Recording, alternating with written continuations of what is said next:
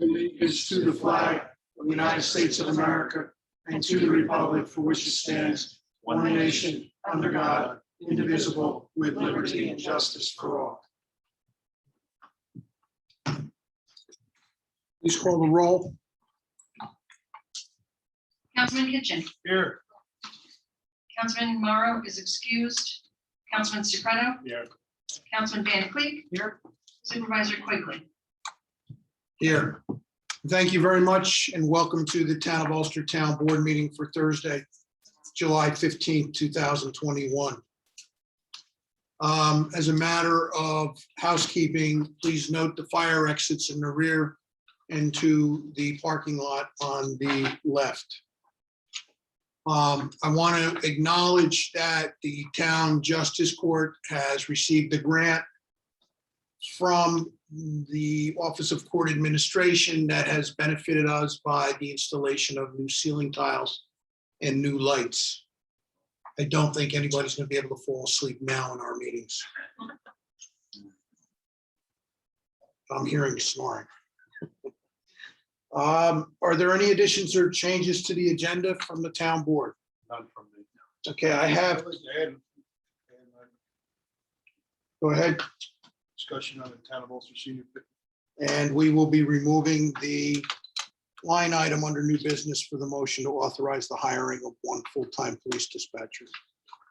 With that, are there any members of the public here tonight who wish to make public comment on agenda items? That is, items that relate to the agenda that is here, that is on the matter of the town business. Seeing none, I will move forward. Thank you.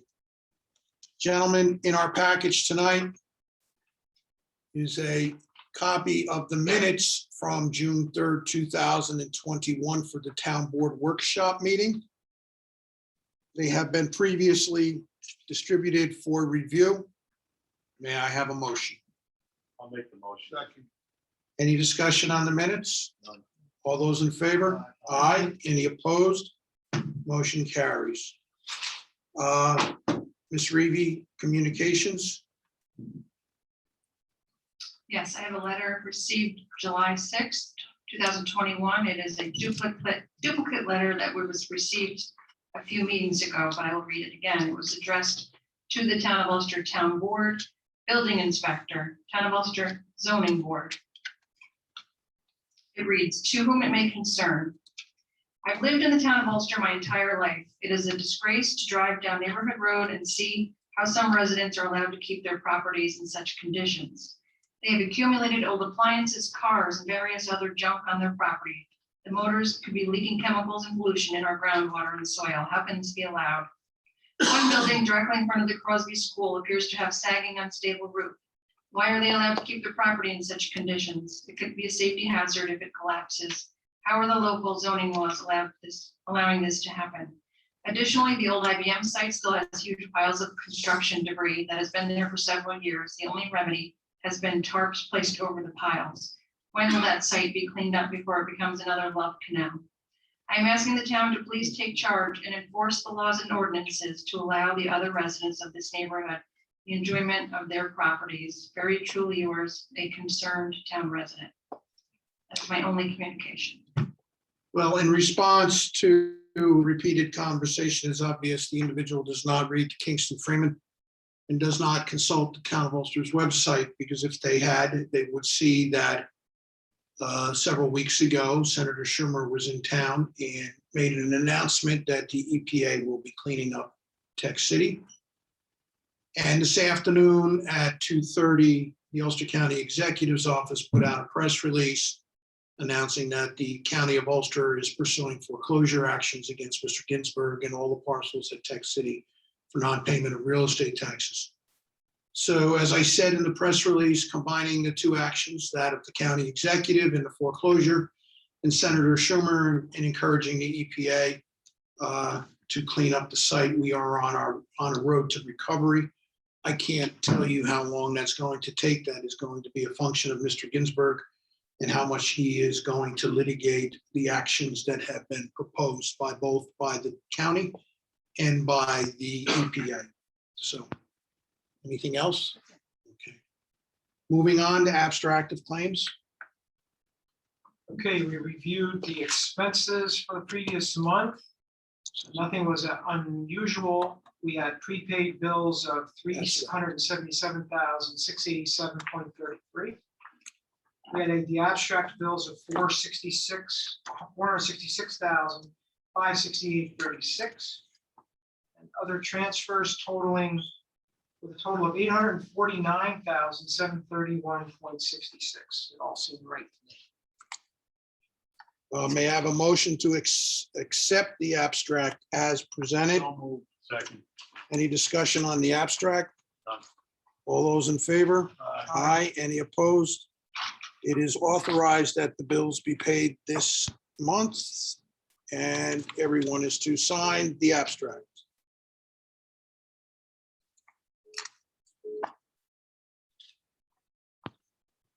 Moving on, we have a scheduled public hearing at 7:15 in reference to the digital sign law. The following item after that is a presentation discussion with the Ulster County RRA. So I'm going to give the RRA the privilege of the floor. The town board is all ears to listen to you about the history of composting and the plans for moving forward.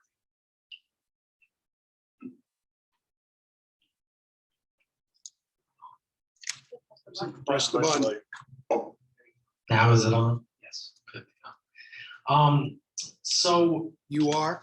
Timothy DeGraff, Executive Director, Ulster County Resource Recovery Agency. I have with me our Board Chair, Catherine Beinkopner, and our Environmental Compliance Officer, Larry Ricky, and they'll assist with any questions anybody might have. Our composting program began back in 2012 as a pilot program. We were permitted for 500 tons. Around 2016, we expanded with the approvals of DEC, was our regulatory agency, to 1,000 tons, and most recently we've increased to 2,500 tons. I do know there's a lot of concern in the community with this board as well, and also with the Ulster County Legislature with apparently odors, also noxious odors as well.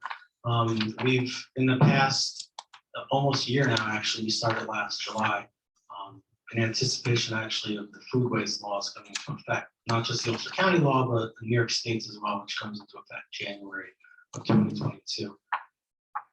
We began purchasing large amounts of equipment with the assistance of Ulster County and the Department of Environment in order to process, because we know some of the odors originally were coming from how long it was taking us to process. Agitating piles is where it was coming from. And we were able, instead of 8 hours to do, we could do the same amount of volume in an hour that we used to do in 8 hours. And also agitating the piles, moving the piles, we purchased a stacker to be able to move those piles quicker rather than taking a loader and driving it around and back and forth and back and forth. We also put down loads and loads of concrete padding and also blacktopping around that area to keep from, there used to be just mud, there'd be pooling of waters, you disturb those waters, you would get odors. And we were upwards, we just submitted for a grant for reimbursement for all of that work as well. We spent over $1.2 million in order to help mitigate said odors. I drive across the bridge every day back and forth. And my kids make the comment, what are you doing, even if it's on a Saturday, because I put the windows down so I can test. And I just tell them Daddy's working. And I've noticed, so I just don't smell it a lot. I do know I can acknowledge there was a time back in April.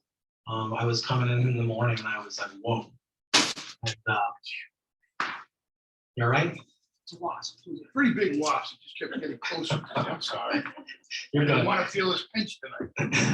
So I had come across the bridge that morning and I had smelled something. So I didn't even go into the office. I take the ride down Ulster Lane Road, through Whittier, the airport, Kugelk Lane as well.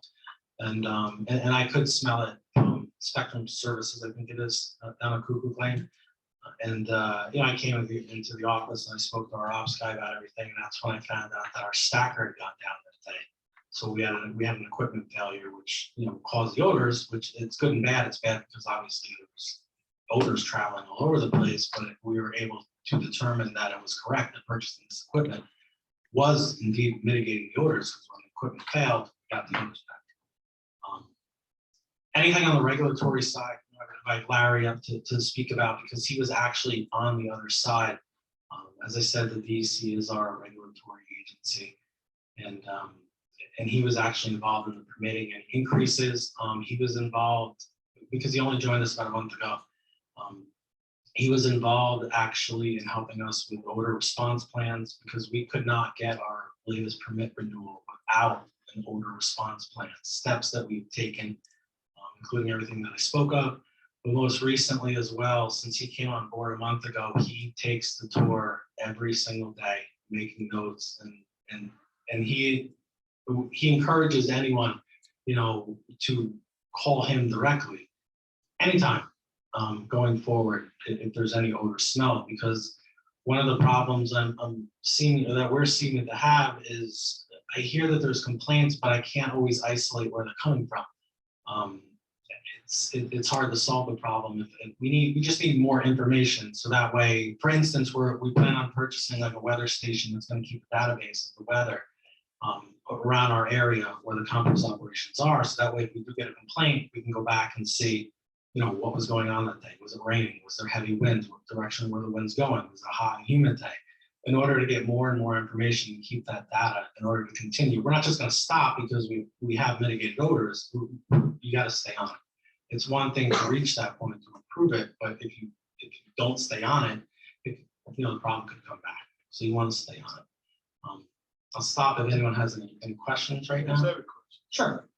So have you, and maybe you have you reached out to other resource recovery agencies or similar operations maybe throughout the state or maybe another state that's doing the same thing that you're doing? And have you asked them, are they getting complaints on the odors and what are they doing to mitigate those odors? Because maybe it's something that maybe you're not aware of, maybe that someone else is using. Have you done that yet? Yeah, so when we started the program, or looking into starting the program, we had reached out to an engineer that was recommended by us from Onondaga Resource Recovery Agency. The gentleman who was running that facility has since moved on to another resource recovery agency, but we talked to him last week. For the exact thing that you're talking about is exactly what we used Onondaga for, because they have a full-blown organics recovery facility just like us. And that was how we learned originally to start looking into the agitated piles, to invest in a screener that can do the work faster, because they were aware of those similar situations. Okay, so are they having are these other facilities having the same, is this going on all over the place? They do get complaints. There's unless Larry can tell me differently, I don't believe there's many permitted facilities like us around in New York State. I mean, I know there are throughout the rest of the country, and that's that's why we still can keep in contact with the engineer who helped us originally, because he's helping other places. I believe Massachusetts or Connecticut, we have actually people coming to visit. So the same question you're asking, who do we go to? People actually come to us for the same reason before they start looking into creating the same type of operation. Also, you made a previous comment about this is going to become like, is this going to be mandated in the state down the road here? You mentioned something about. Yeah, so the food waste organics diversion, the first step, the goal is to get it out of the waste stream so it's not being landfilled, being trucked to Seneca Meadows. The state has a law coming into effect in January of the upcoming year, but Ulster County had jumped ahead of that and tried to implement ahead of time.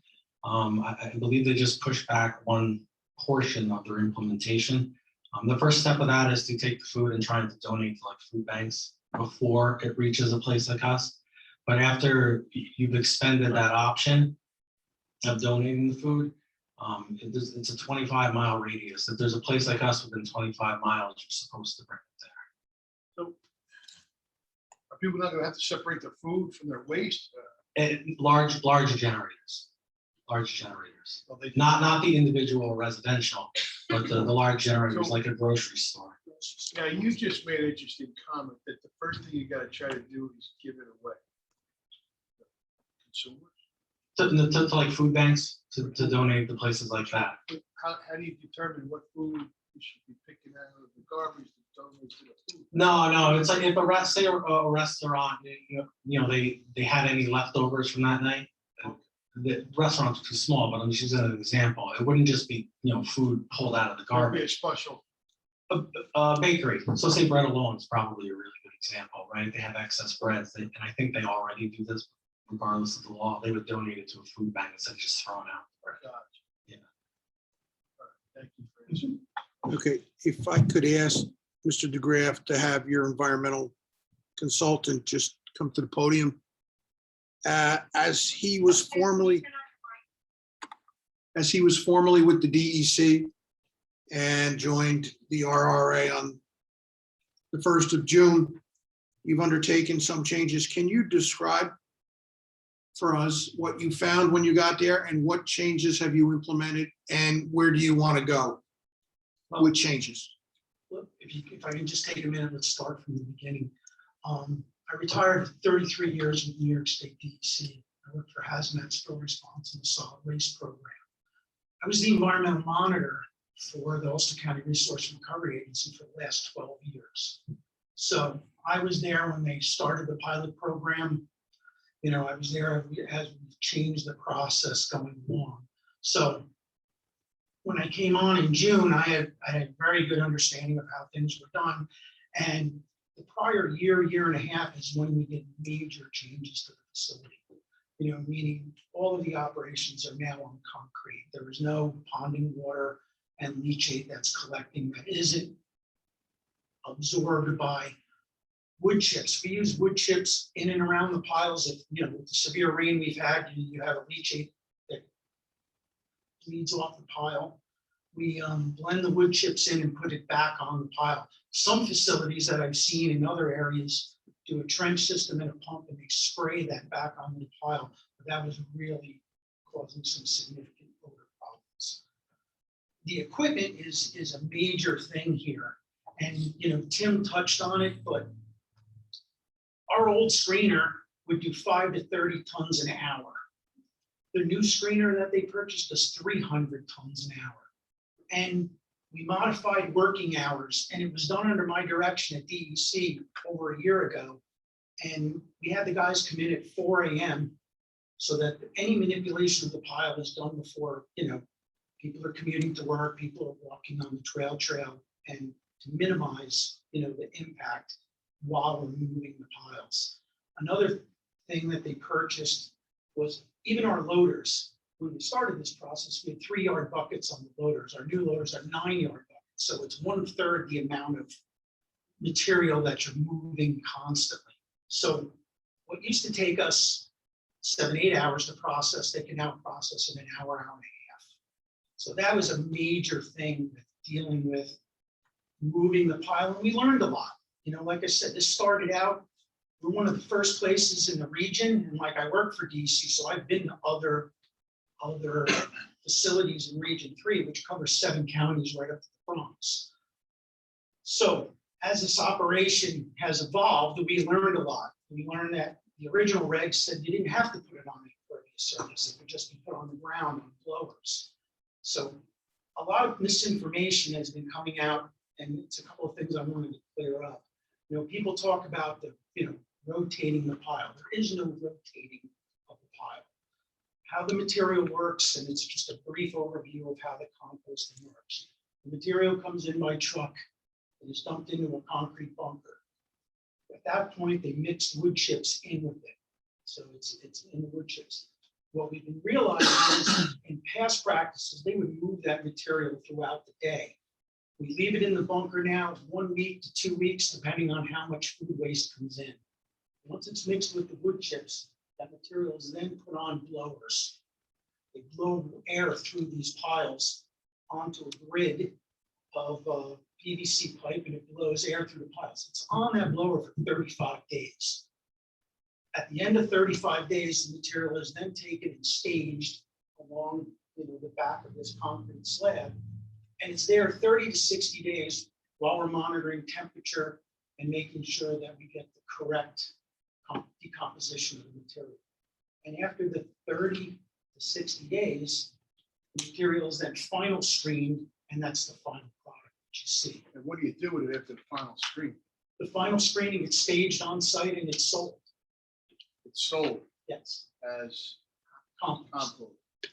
So you've taken a close look at each step in the operation to determine which step is causing the release of the vapors, Correct. the smells. Yes. And you've done everything you can to cut down. We have a few things that we've proposed that, they're going to go through with the board. The weather station to me is a key thing. It's a pole mounted weather station, and it gives us wind speed, wind direction, barometric pressure, temperature. So should we get an odor complaint, we can pinpoint the resident that it's at. We can look back at the data and say, okay, when the wind's blowing at 10 degrees in the northeast direction on a 90-degree day, maybe that's not a day that we want to move or operate the piles. So we can have an actual little more data to go along with, any of these complaints. Talking about odor complaints, and it's something that you and I have talked about, Jim, earlier, was that as the monitor at DEC, it was my job to respond to all odor complaints and to receive them in the time that I worked there. And like I said, since the beginning of this pilot program, we had only 6 complaints. And the 6 complaints were all from the airport. I had spoken to that gentleman on a bunch of times, and a woman at the end who was the owner of the property about odors. And it prompted us to do a lot of these steps that we've taken. I never received a citizen complaint in the whole time that I worked there. And I never received a complaint from a public official. So Is there a complaint number? I've thrown Mr. Dean, years back, lately it's been good, but is there a complaint number? well, it was- Mr. Dean, the please gentleman- hold your questions, Mr. Yeah, Dean. I can give you the answers at the end. Well, I'm glad you admit there is a problem. Because I live on Ulster Landing Road, and I've called your facility twice, Well, resource recovery. resource recovery about the complaint. And I know there's 4 or 5 other houses out there that complain. I don't know if they called you, but I have called the county. The county was supposed to get a hold of you. But I'm glad you're admitting right now that there is an odor coming from it. And I'm a good 1.5 miles from you, 2 miles from you. And I smell it. Now, with the rain coming, you're not outside smelling it right now. But is it proper procedure to accept trucks from Dutchess County? Well, that, there was no stipulation why we couldn't take out county waste. I mean, we're making compost, it's a recycled product. This food waste law, when it comes in, it's anyone within a 25-mile radius of facilities who's a large generator. For an example, a grocery store, a hospital, a nursing home that's creating a large amount of food waste. They're going to be required to bring that material to a recycling facility like ours. So Dutchess County, Greene County, maybe even Columbia County are within that 25-mile radius. All right, because that brings me to the next question. He's purchased property going up towards the old Emma Wyatt School. What's the plans for that? I just wanted to add one other thing. With the question about, you had asked me before and it led me into other counties calling us about setting up the same program. So when you combine Columbia, Sullivan, Orange, Westchester, who's already set up their own organic recovery facility there, they've all inquired about doing the exact same thing. So when you talk about other counties bringing their food waste into our county, that, what I just said, them looking into it, combined with the new law coming into effect, you're going to start seeing the counties only handle their own. So that specific situation, while it helped us get our program up and running, is inevitably going to go away. You're You have to. specifically referencing the importation from Westchester County, Yeah, which is yes. a topic West- that we talked about. Yes, Westchester County's tonnages have dropped off dramatically from last year because they opened, a company called CRP started their own facility down in Westchester. So they're not gonna drive up here. But as it has been explained to me, the state law that takes effect January 1st, 2022 has in it language that requires the disposal within a 25-mile radius of a high volume generator. So I'm thinking that legally we have no basis at the town to restrict importation when the state law says they must. Yeah, looking for the answer on the adjacent property you bought. Yeah, there was, going back a couple of years when we bought that property. Unfortunately, I wasn't a part of the conversations when we bought it. So I can only speak to when I took over. There were plans out there. One of the first things I did was contact the engineer and ask if there were ever any final proposals done or estimates. The costs associated with that project to me were astronomical and fiscally irresponsible. So I told them, close this out, send the final invoice. We're not putting anything here. I even spoke to our closest neighbor, Mr. Sweeney, who lives right on Flatbush, on the stone house in front of us. Because he called me directly to voice his concerns about it, because he saw the same thing in the newspapers. And I told him, we're not doing it. I already called the engineer and I canceled it. We're not putting a compost in there. We're not building new administrative offices. It just didn't make any fiscal sense. So, Mr. Segredo, I don't think their assurances can make you happy at what they may or may not do with that property, but I will make the following request. Even though the RRA as a governmental agency is not subject to the review and approval of the Town of Ulster Planning Board, I would ask you to take this back to your governing board, and I will take it directly to the legislature if necessary, and ask for an accommodation in this case, as the Town of Ulster has received in other county projects, as it relates to any proposals going forward on that property, that they be exposed to public review through the planning board of the Town of Ulster. And that you make a commitment in writing to the town that you will follow that request. And I think that will give this town board and future town boards comfort that they will not be blindsided by something that's happening down No, and you, since I took over, Jim, you and I have communicated quite well. So I would think if I gave you that assurance, you would believe that. Kathy's right here, our board chair. So, and we could take it back to the rest of the board. So I mean, I don't have any problems. But you've already offered me your job, so I don't know how long you're gonna be there, and I don't know how long I'm gonna be here. I so did, you turned me down. Yeah, to further answer. Please. Further answer your question. The current facility is permitted under New York State DEC. It's a permitted site. The new purchase property is not part of that permitted facility.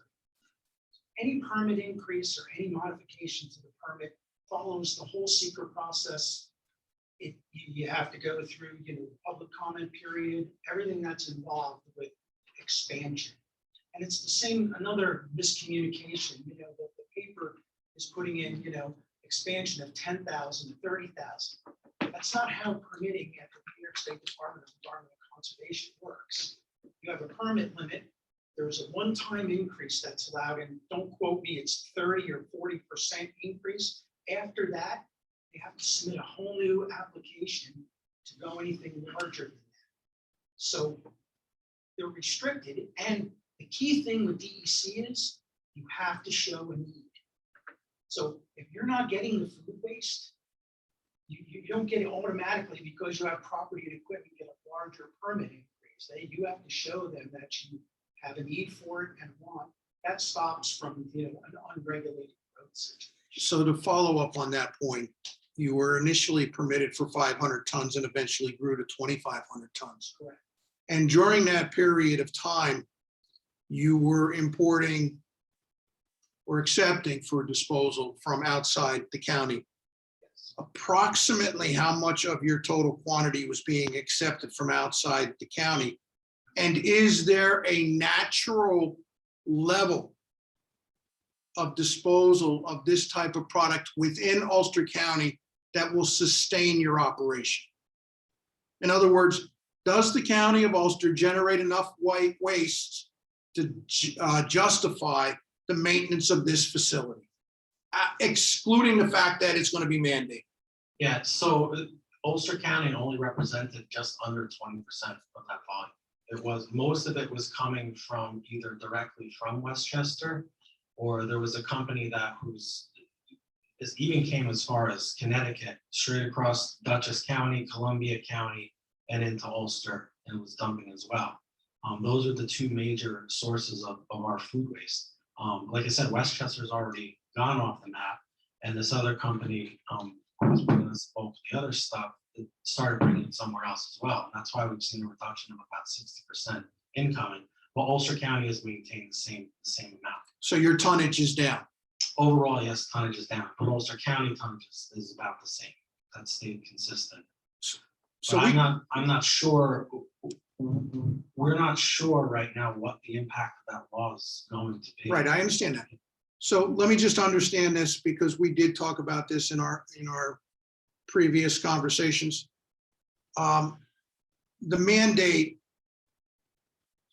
previously to do composting came from which body, which document? I would say ultimately, because this was the first document, was the Beyond Waste for New York State is where it started, with the concept, not necessarily, like I said before, of composting it, but diverting food waste and organics out of the waste. That was a suggestion from a state study. So when you start, well, like we just had our solid waste management plan approved by the DEC, and we needed to adhere to the Beyond Waste plan of New York State. We needed to incorporate some of their stuff. So who made the decision to adhere to the Beyond Waste plan? Was it the legislature and the solid waste management plan? Was it the board of directors of the RRA in implementing this? Where does the decision to ramp up the composting start? Both, because both sides were a part of this. Both sides were part. Yes. Okay. So in essence, because there was a decision made to try an experimental process, and there's insufficient waste being generated in Ulster County to sustain this process, you were forced to take materials in from outside the county. Correct. Well, I don't think that's true. We took materials in from outside the county, but we are not the only composting facility in the county. There's like 6 of them that I can just name right off the top of my head. No, I understand There that. are options other than our facility.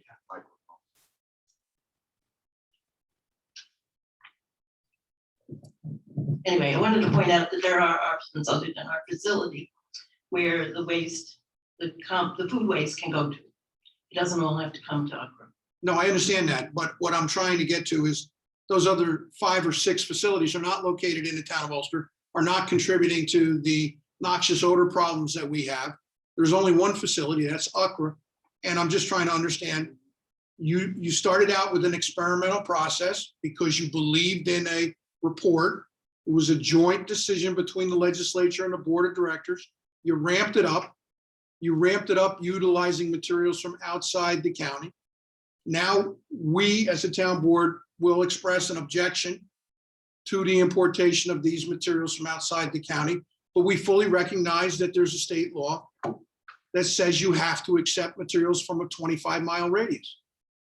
My next request will be to the RRA is that you pass a policy that will somehow reinforce to the town of Ulster Town Board that we will not be subject to importation of materials used for this process from 100 miles away.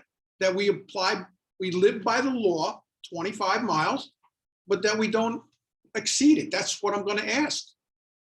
I think Okay, that's a that reason. seems That's a reasonable request. Yeah. So that the town of Ulster does not become a dumping ground for the Hudson Valley. That's all. Right, I agree. I think our board would certainly go along with that. I don't see any reason why we wouldn't. Is there any other asks from the town of Ulster Town Board? Yeah. Mr. Van Cleve. I'm glad to hear that there's response to the requests that we made. I really appreciate that you responded so quickly to the complaints that we made at our last meeting. So thank you very much for coming.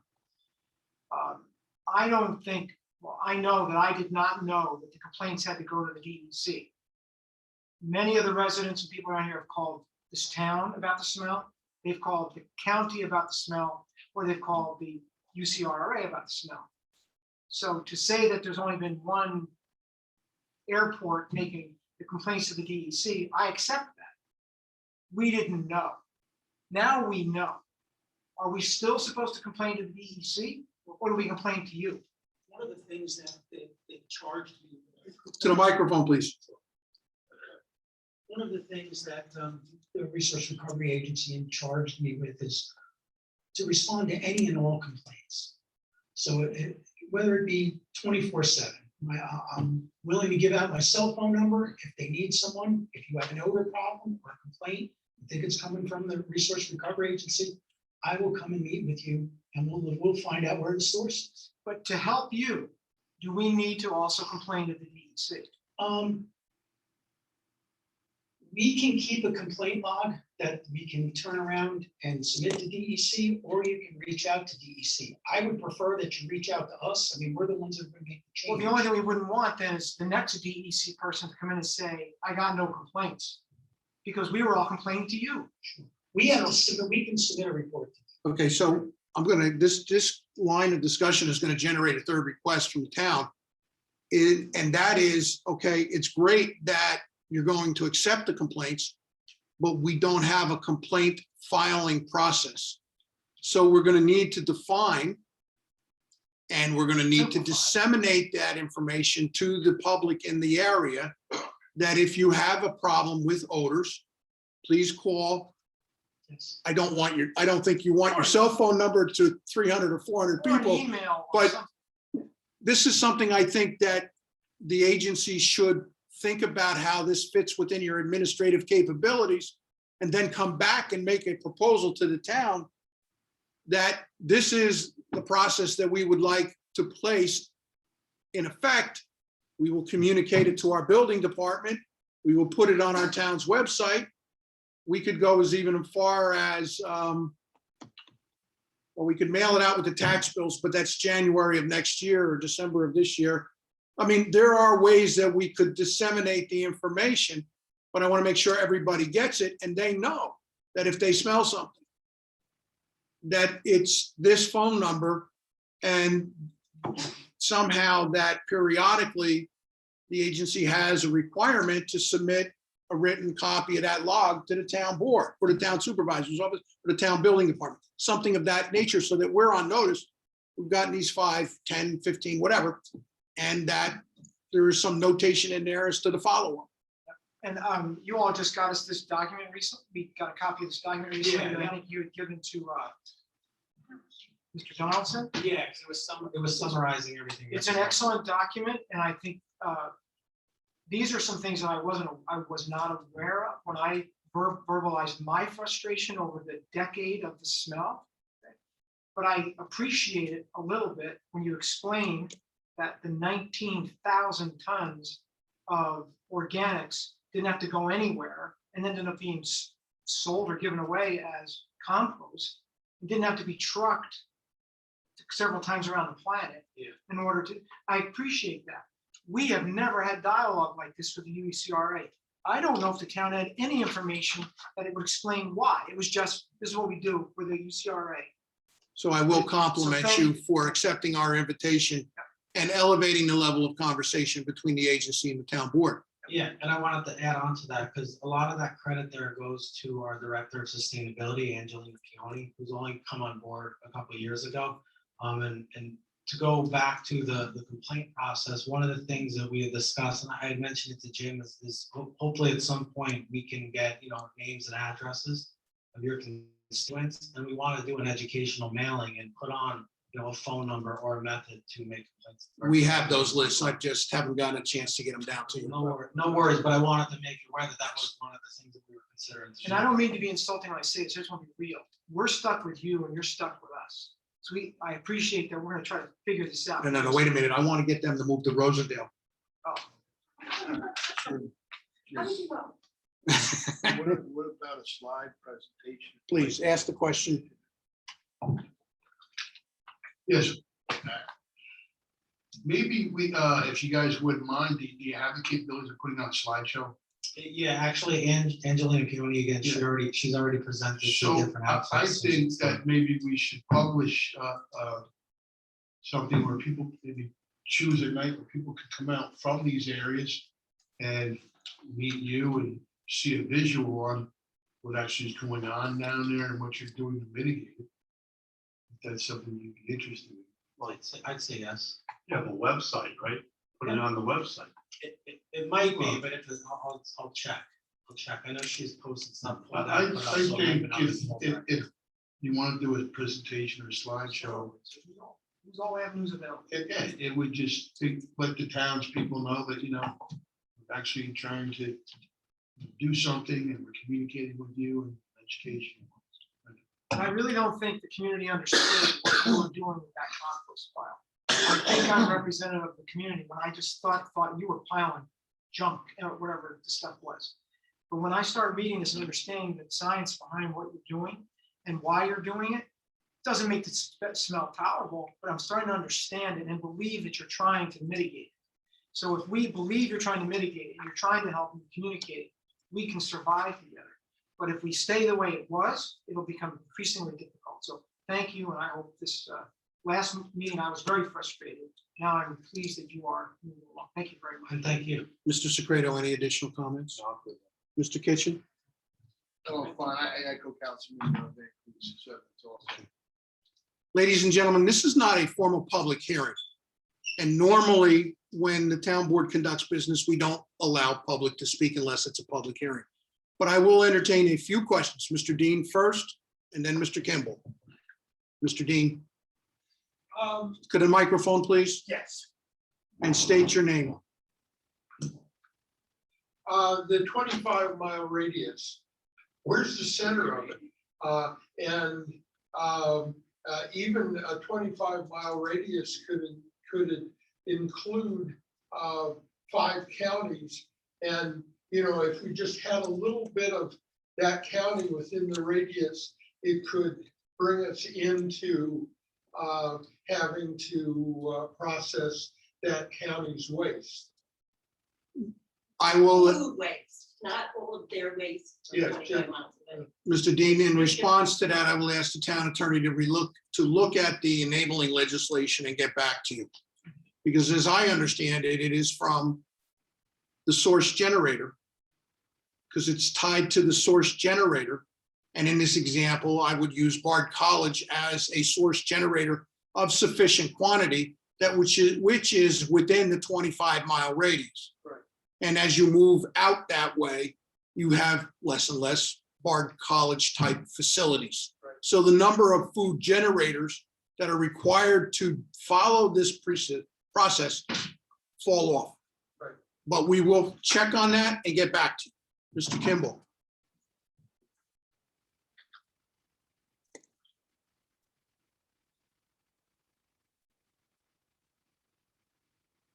Before I ask my question, just so that you know, pretty much everybody in the room knows that none of the figures I use for the Daily Freeman are ever come from nowhere. And the 30,000 figure I think you're referring to does come from somewhere, primarily in the documents of the RA when the grant was approved several years ago.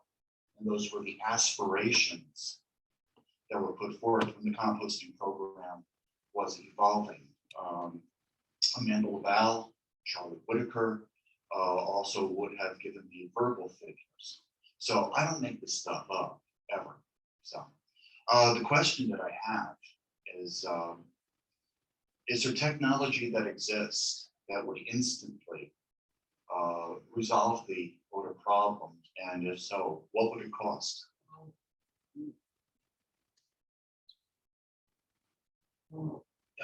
Yeah, I don't, we're not into research and development at the agency. We have a lot of other things to do, so we have not put in any time to answer that question thoroughly. Well, I know Joanne Myers, when she came on the board a couple of years ago, that was one of the first things that she mentioned about, I think it was Fresh Hills down in New York. Correct. So I just thought maybe over the past couple of years. Well, as I referenced earlier too about Onondaga, they've never had to use anything either. And that's usually our first go to find out an answer like that. Okay, thank you. Any other additional? I would Okay. make a comment. There is no piece of equipment that can go out there and measure the smell. So we have no way of actually measuring it. What's all has to be done by people's noses. So I point out that Larry, since he came here on June 1st, every day that he comes into work, he does a little tour. He comes to our facility and sniffs around. He drives down, what is it, Ulster Landing Road. And there's a gas plant down there, Star Gas. He sniffs there. Occasionally he smells some gas down there. And he continues on Ulster Landing Road. I would point out that at least 6 times that he's made this sniff test, there have been sniffs detected at the Whittier sewage treatment plant. So from my point of view, I've only been there once and I didn't smell it that day. But I think Whittier is probably one of the sources of odor. And I know that, well, I have a lot of questions to ask the board and their planning board. Do you have more groups of homes that are going to be built on that plateau overlooking the river? Is there going to be more people and their waste going down to that Whittier plant? And are you making any upgrades to that plant? It was built in 1964 for a population of 500 people. I'm convinced that there's more than 500 people with their waste going to that plant.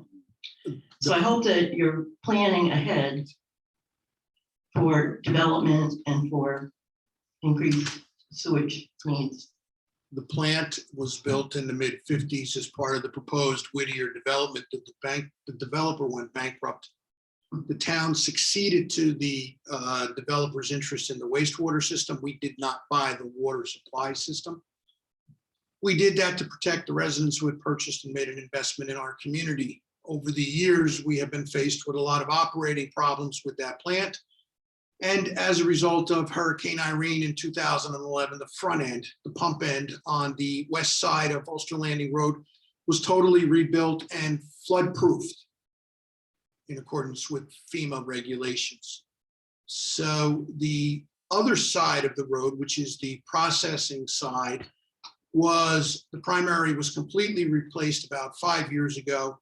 The secondary was upgraded at the same time with new biological contactors in the SBC. And the tertiary is waiting for its lifespan to come to the end. The development capacity in that district is at the present time limited by the processing capacity of the plant. The collection system is, I'm going to use a non-scientific word, but it's ancient and it leaks.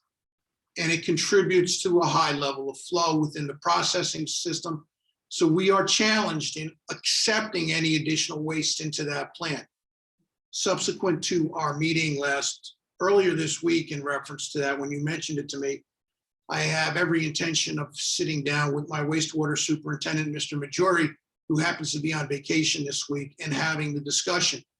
You mentioned certain things to me. I intend on pursuing those questions as it relates to the timing of transfer of materials from the west side to the east side for processing, and whether those are actually contributing to the smells because they've been sitting there overnight. So we are going to follow up on that. I did indicate to you that we do have a sludge handling issue down there that we are attempting to find a cost-effective means of handling. I wanted to make one other comment about the rail trail. I was driving to the agency the other day, actually the day we met. And just when I went by Callahan's, this truck pulled out in front of me. And there was this incredible odor as I'm going right along the rail trail and Flatbush Road.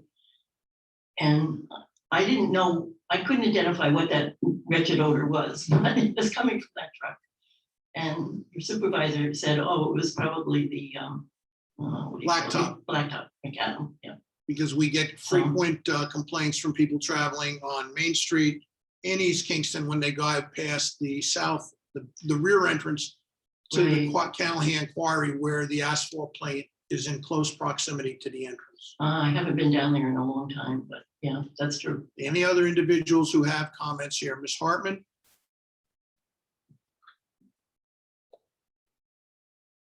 Laura Hartman, 44 Catskill Avenue.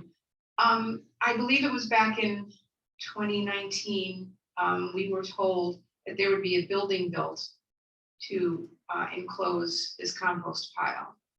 I think it was even Fred Wadnola that made that announcement somewhere along the way.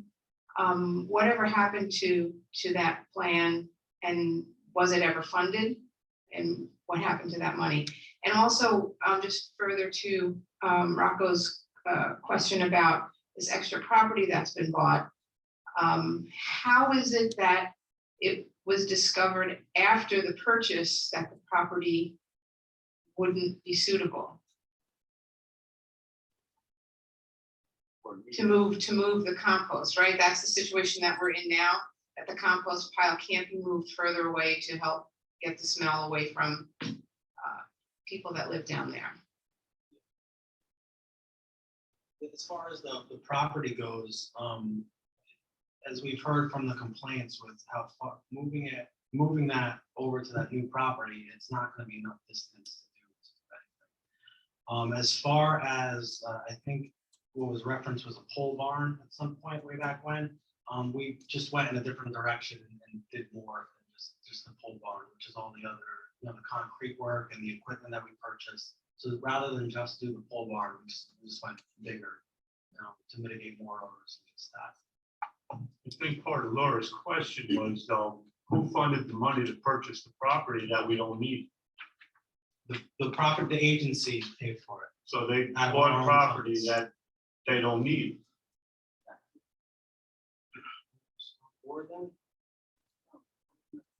I I I'm not understand, trying to I be understand evasive, you I'm guys just- weren't on the board. I just don't, I wasn't a part of the conversations that went down as to what they had planned to do with that But I property. am right on that, though, that you guys have purchased property that won't be used. Mr. Secreto, the town of Ulster has also had similar circumstances where previous administration had committed us to purchasing property, which we did because there was a contract. And then the new board made a decision not to utilize the property.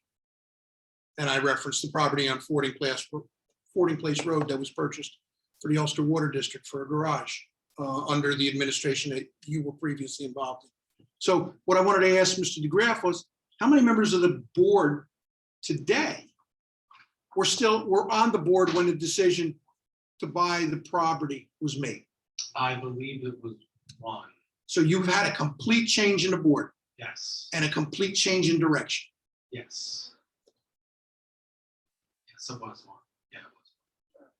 Yes. See where we go from here. This is good.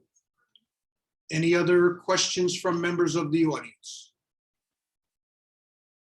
I want to thank you very much for coming here. I told you we weren't going to beat you up. I hope you feel we didn't beat you up. We I wanted, was always the little brother, so I'm fine. I'll remember that next time then. I just asked, I put 3 points on the table. I would ask that you have a discussion at the next board meeting. I'm sure Mr. Kimball will be there I'm sure he will. and you won't be? Then we'll move the meeting when you back. Yeah. I will. Why do you think I need a vacation? Thank you very much, Thank and you. thank you for coming in tonight. Ladies and gentlemen, it's well past the appointed time of 7:15 for the public hearing for the proposed local law and referring proposed local law to the Ulster County Planning Board. Mr. Kovacs, could you give us a brief description of what we are proposing here so that the members of the audience understand the purpose of this public hearing? Sure, the digital law, as the town is aware, there have been many businesses in the town which have moved or want to have digital signs. Our town code does not currently allow for that, so these businesses have been applying to the zoning board of appeals for a variance. That process takes time, at least 2 or 3 months.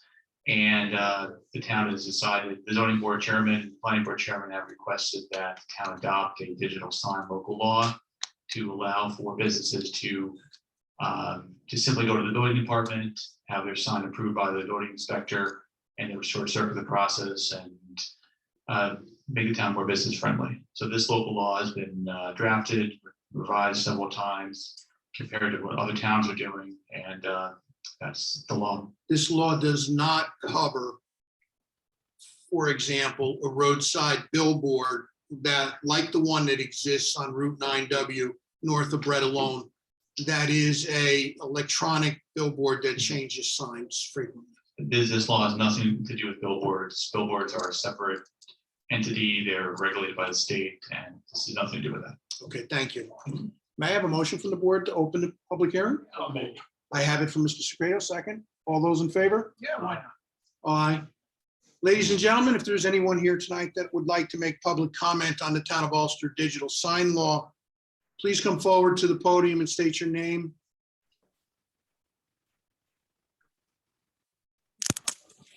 We have a comment coming in from the internet. Let's try this. Mr. Richters, go ahead. thank you. and- Can you hear me? You can put your hand down now. I'm sorry. I couldn't find the hand thing on the small screen here. So, Mr. Supervisor, I want to thank you about the whole proposal at the whole thing you were talking about the last time with the how you're handling that. So I want to thank you, and I commend you for that. And but I wanted to speak in regards to, and I wanted to thank you for clarifying that, because I really wasn't sure. But now, since I'm here, maybe that could be a part of the town's record of the sign that you were talking about, the digital sign, the LDD brand new sign is, it's sort of like a hazard for drivers out there that like me, I mean, for anybody, but I'm just saying, as far as like with my glasses, the glare, and it's twice as bad, and when it rains, it's like the glare from that sign, it's just like horrible. It's just, I could just imagine. And there's another one, well, there's several out there, and I'm not sure if the Spring Lake Fire Department, does that cover, is that also in the same area too?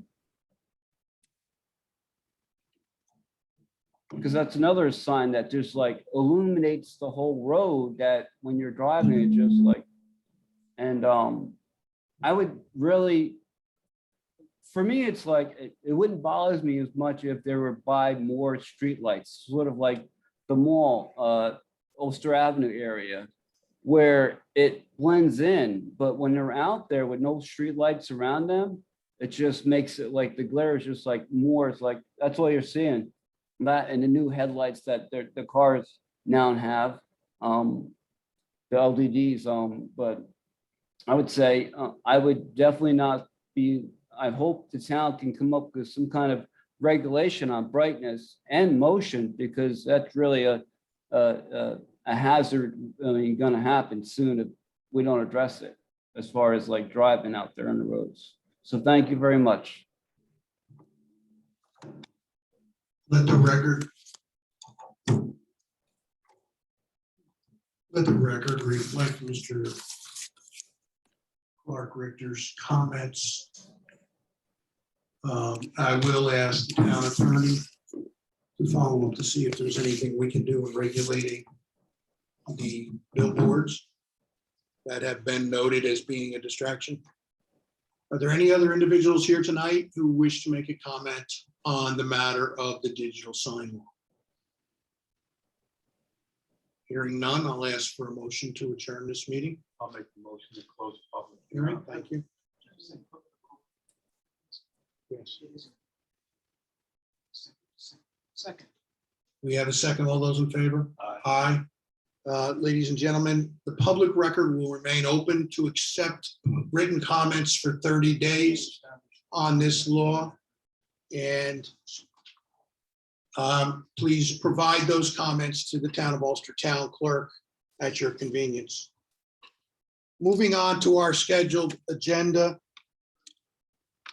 I have in the package tonight under new business, the presentation and acceptance of the Town Clerk's monthly report for the month of June 2021. Is there anything in the report that you wish to call to our attention? Nothing to bring to anyone's attention. May I have a motion to accept the report?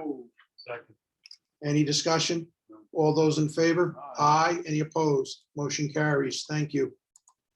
The next item on our agenda is a presentation of the School Resource Officer Agreement between the Town of Ulster and the Kingston School District for the school district year 2020 and 2021, and that is not a typo. We are ratifying a contract for the last school year so that we can get paid for providing an SRO to the Kingston School District. Due to COVID, we were unable to complete the negotiations in a timely fashion, and it just got away from us, but we do want to collect the $70,000 from the city of Kingston School District. So they told us we have to have a contract in order to get paid.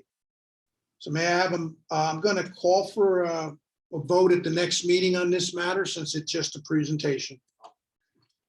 The next item has been removed at the request of the police chief on the hiring of the full-time dispatcher. Mr. Berardi, this brings us to your topic. Are you prepared to make your presentation on the body cams? Good evening, Councilman and Supervisor.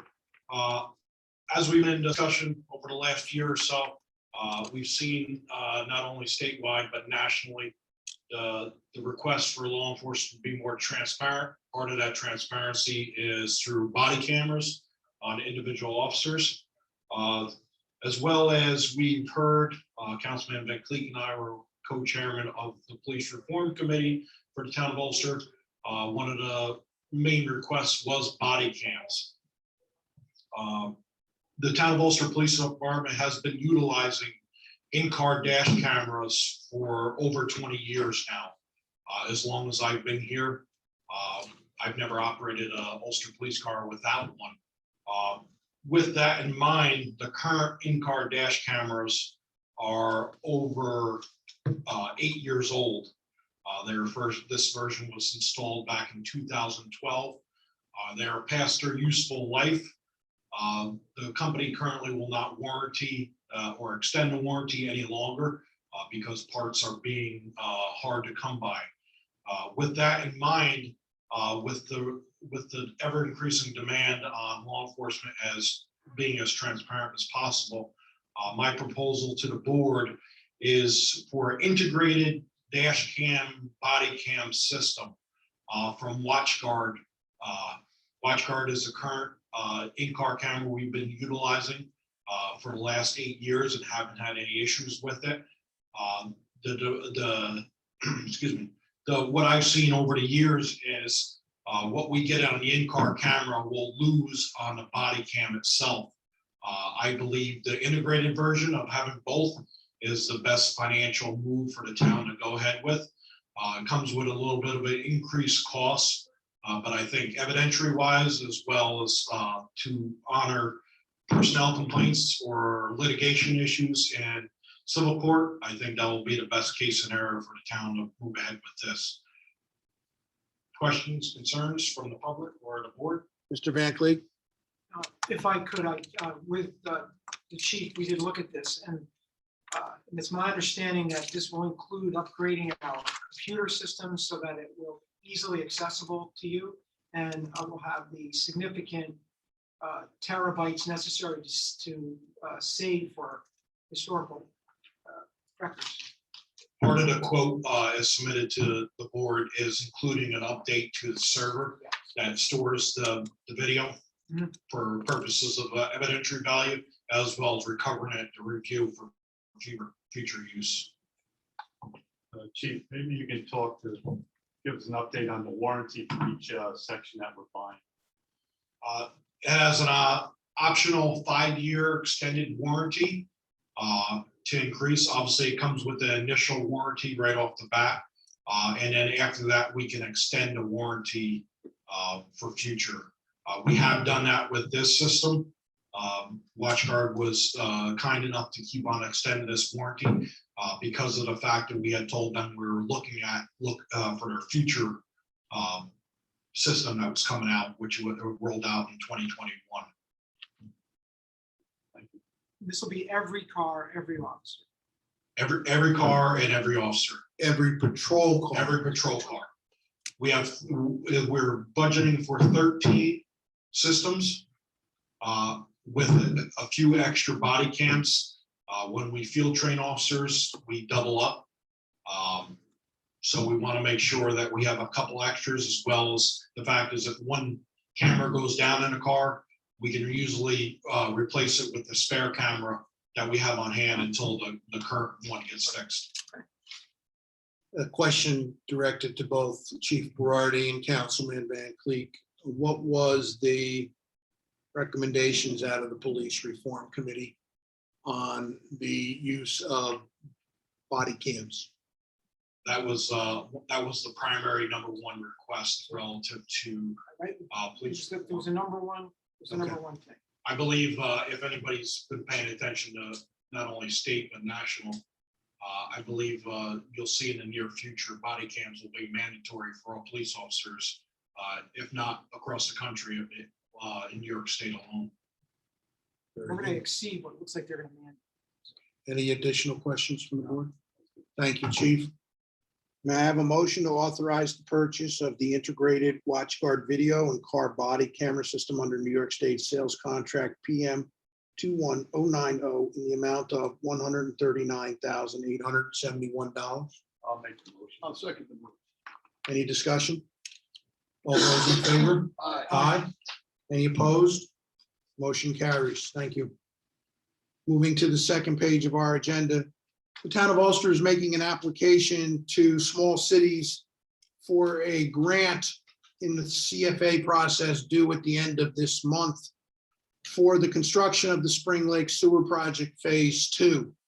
We had previously submitted a grant application in March. We were denied for that grant, and in the post-grant review, it was indicated to the town that the scoring for the grant would be improved if we could allocate outside monies to the project, reducing the grant amount. With that, the town of Ulster was notified by the Office of the Budget of the State of New York that we were to receive $1,286,000 in change from the federal legislation relating to coronavirus fiscal recovery. Tonight, there is a resolution in front of the town board appropriating approximately $204,000 for application to the project of the Spring Lake Phase 2 Sewer Project. We expect to put the grant application in at the end of July. And if normal process holds, by the end of November, the town should be in, it should be indicated to the town as to whether we have made a successful grant application. We have also taken other steps within the grant process to improve our scoring, including making application to the DEC for regulatory approval prior to a determination on the successfulness of the grant. The project is being designed using monies out of the town's coffers, and we are hiring consultants and engineers outside of the grant that would impose a solicitation and bid process. So with that, and with all that said, may I have a motion to accept the resolution as presented? I'll make it. Second. Any discussion? All those in favor? Aye. Any opposed? Motion carries. Moving to old business. We have a referral here from the Town of Ulster Planning Board for a resolution to designate the Town of Ulster Town Board as the seeker lead agency and to schedule a public hearing on a special permit for the Kingston Ulster Airport helipad, section block and lot number 40.17-1-19.110 for Thursday, August 19th, 2021 at 7:10 p.m. This matter requires a public hearing because it is a special permit to allow an aviation use in a specific zoning district.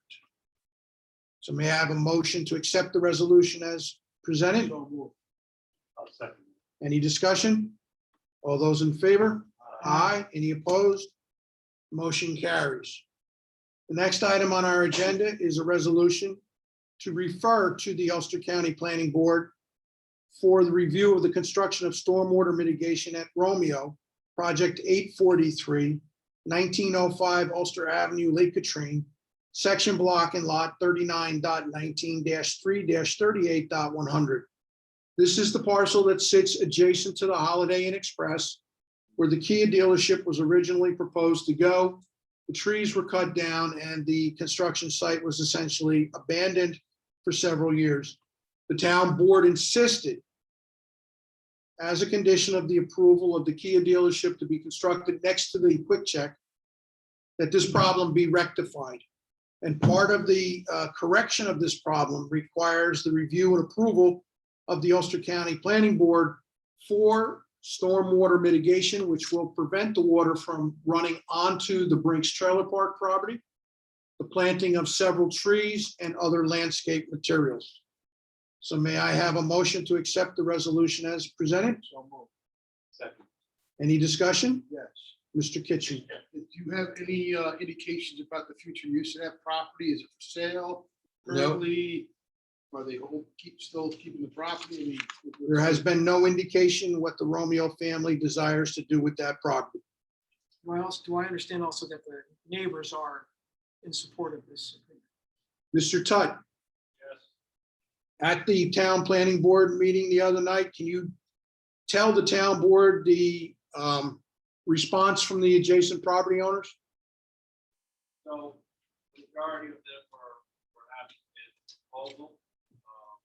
We're happy that one work done, but after much discussion, realized that at some point in time that property returned to what it was before Romeo possession.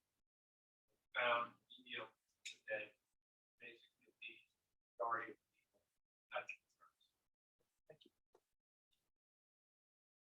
Okay, so I have a motion, a second. We've had our discussion. Any discussion from you, Mr. Sapiro? Just keep an eye on it. All those in favor? Aye. Any opposed? Motion carries. The next item on our scheduled agenda relates to the town's acquisition of grants under the Small Cities Program. As part of the program, we are required to certify that the town has an ADA grievance procedure in place where people who have disabilities and feel that they are not being adequately addressed have been provided a process to make an appeal to the town. The last town's policy was adopted by the town of Ulster Town Board in December of 2009. We cannot find any indication that that policy was advertised in the local paper as required. So therefore, we are adopting an updated policy, changing the names of the people involved in the grievance process, and we're instructing that it to be advertised at the soonest possible motion. So may I have a motion to accept the resolution as presented? I'll make it. Second, any discussion on the motion? All those in favor? Aye. Any opposed? Motion carries. The last item on our agenda is in reference to the senior picnic. I would like to turn the floor over to Councilman Kitchen. Thank you, Mr. Supervisor. So at our last meeting, I was charged with and volunteered to seek proposals from different caterers. So I reached out to a couple different caterers and came back and had a discussion with the town board. And at this point, I would like to propose that we move ahead with Joe Bees for our Town of Ulster picnic, senior picnic as our caterer. He has agreed to do hamburgers, hot dogs, corn on the cob, potato salad, macaroni salad, coleslaw. For as many people that are gonna be there, we discussed possibly 200 plus people. And he will be doing it at $10 a person. So at this time, I would ask the town for a motion, but before I do that, we decided that the best time for the auction, to give it, I mean, the auction, the luncheon, the picnic would be August 19th, 2021. And I've been coordinating with the town clerk, Susan Reevy. And attendees usually arrive at 10:30 for coffee and donuts. And then we'll be serving lunch anywhere between 12 and 2. There'll be bingo for the seniors. There'll be different prizes that they can win. And I'm also working on maybe someone that I know very well coming down and spinning some tunes from the 50s and 60s, old fashioned rock and roll. Happy to be doing this because I really feel that the seniors have been closed up a lot more than, say, myself, who during this whole pandemic, I still had to go out and get to work and do things I had to do. And I just feel like we canceled this last year because of the COVID. I think this would be a great time. The price is actually $1 less than what we used to pay to the Kiwanis Club to put this on. I also want to recognize one Joe Bees, who lives here in the town. He wanted to do this and help out, and I want to thank him for his efforts. Also, we've had some individuals in our community that read the newspaper article that came out a few days ago in reference to our Ulster Kiwanis not being able to continue doing this tradition. And some members of the Kingston Kiwanis have reached out to me and would like to offer their assistance in volunteer and serving, along with several board members and others who will be down there dedicating our time that day to make this thing, make this picnic special. With that said, Suzanne Reevy will be in charge of tickets at the town clerk's office. Contact her to pick up tickets. And once again, the date's going to be August 19th. It's a Thursday afternoon, and it's going to be approximately 10:30 in the morning till 2:30 in the afternoon. Thank you.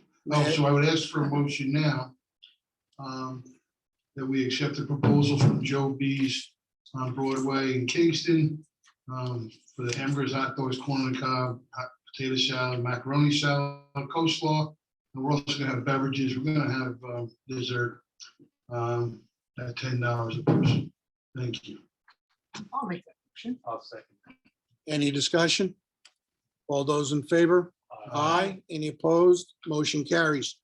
Ladies and gentlemen, that brings us to the favorite part of the town board's meeting. That's when you get the chance to tell us what's on your mind. So if there's anybody out there that has any comments for the town board on any topic, it doesn't necessarily have to be about issues that we've had on the agenda tonight, last meeting, or whatever. If there's something that you think we should know, please share it with us. Just a minute, Mr. Dean, in the back, Sorry, yes.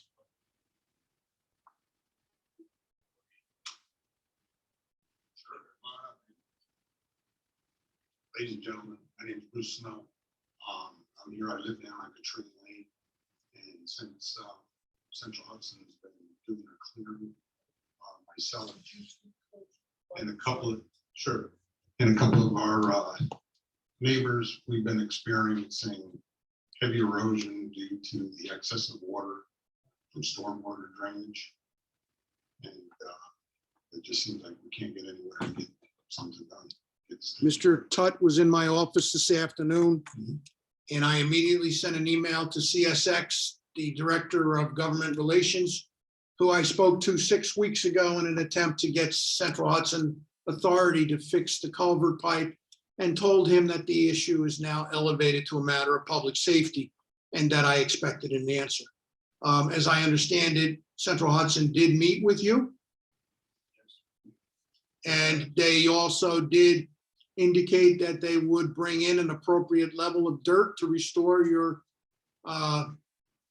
area where it was washed out. That doesn't solve the problem right now. No, I understand it doesn't solve the problem, but when we get to the point of correcting the water flow, there is a potential solution to the fact that you've been washed out. It's right up to the corner of my house where the erosion. I took some pictures if you'd like to see. I've already been informed by how, that's why I told them it was a matter of public safety. I believe my building inspector, when he tells me You are at risk with your house. I get it. And we have communicated that to CSX. And we've also communicated that to Central Hudson. But I got a good feeling from the supervisor that's on site there. But then when Central Hudson came in, it wasn't such a good feeling. They basically told me it's my problem. So Mr. Tutt, would you please give me the senior project manager's name and telephone first thing tomorrow morning? And I will call Poughkeepsie and straighten it out. because it's not something that's gonna wait 6 weeks. It's something I have to deal with tomorrow. No, I understand that. And we're not waiting 6 weeks. And I will communicate that to him. But the thing is, his owner has a problem, we gotta get that, he's gotta get that taken. No, I care of. understand. The bigger problem is the water that has flown, that flows underneath the tracks, Yes. that has flowed underneath the tracks since 1967, when Myron put their facility in there. Right, no. It's just gotten worse. Here's the thing is, the culvert that flows under the tracks was put in probably in the 1800s. It was put in before the rails went. Okay, It's a square concrete pipe. You don't bore a square hole through the ground. okay. I spoke with CSX. I had seen the guys there. They said the same thing. That was put in before the rails went in. The problem is when Myron went in, that whole lower parking area or whatever, they drain into this pond. And everybody keeps calling this a retention pond. And from what I've been looking up, a retention pond is a pond that holds water and it's not allowed to go anywhere because you're trying to prevent that water, contaminated water, getting into wells or waterways. This pond runs 24/7, 365 days a year. You dump a cup of water in, a cup of water comes out. So it's not a retention pond. It's not any excess rain that goes into this pond is gonna go past Art's place, it's gonna come into my place. Unless the pond is And- deepened, and it's- unless the pond is deepened, keeps the water on the east side of the railroad tracks and it percolates into the ground. Why would it do that? It hasn't done it. It hasn't done it ever. It hasn't done it ever. There's always water running into that pond. So you can dig it 100 feet It's deep. always full. Once It's it always comes full. back up to that level, it's always gonna run. And if you're gonna dig it that deep where now it's gonna percolate in the ground, it's gonna be coming onto our property because it's gonna wanna go to the creek. Right, I will call Central Hudson tomorrow and have a discussion with them. That's the best I can do. Well, I think it's something that Central Hudson has to see about putting in a true retention pond. And that's what I intend on expressing to I wanna know what I should do though. Do I rent Mr. an Tutt. excavator and Please Sorry. consult with my building inspector. He's the expert in building. all right. I mean, I got a tree there. I'm afraid it's gonna fall down because a tree this big around has dropped 3 feet straight Mhm. down, just right next to my house. Mr. Boyce, with all due respect, there's no one on this town board that can answer your question because we are not experts in building. I wanna know if I'm gonna be the one that's. Mr. Tutt will help you. Mr. Dean, I wonder, microphone, please.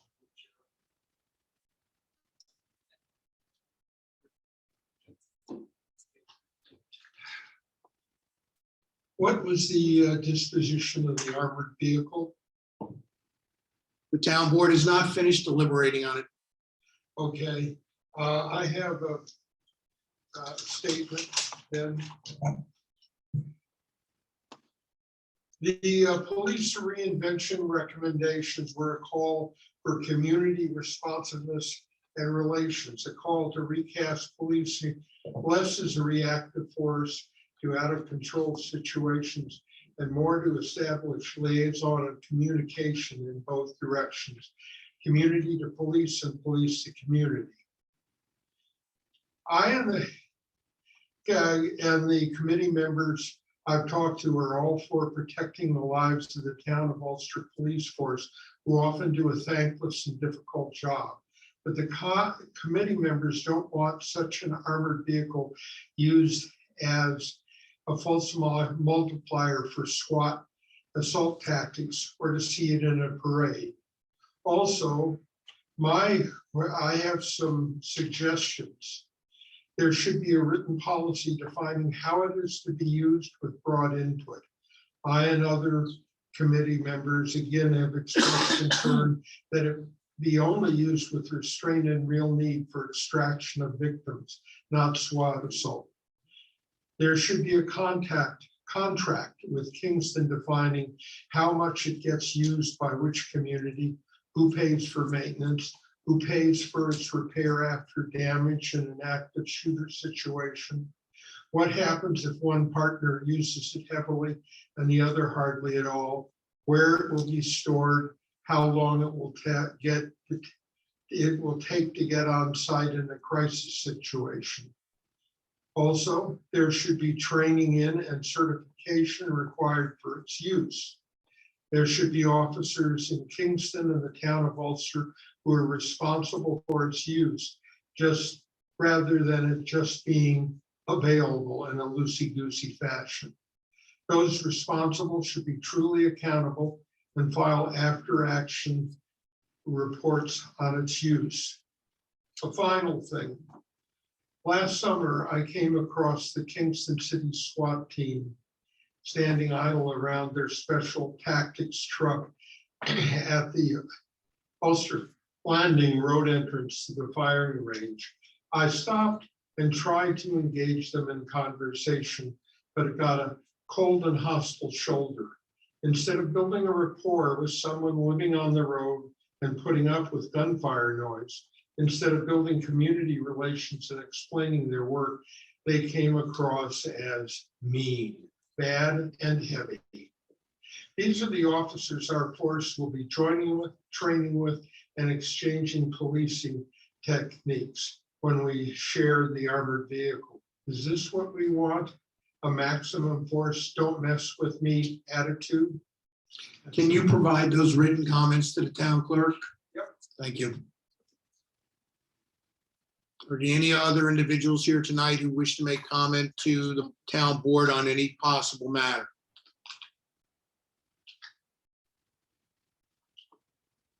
Last chance, Regis. Motion to adjourn. Second. Today is Regis's birthday. Happy birthday.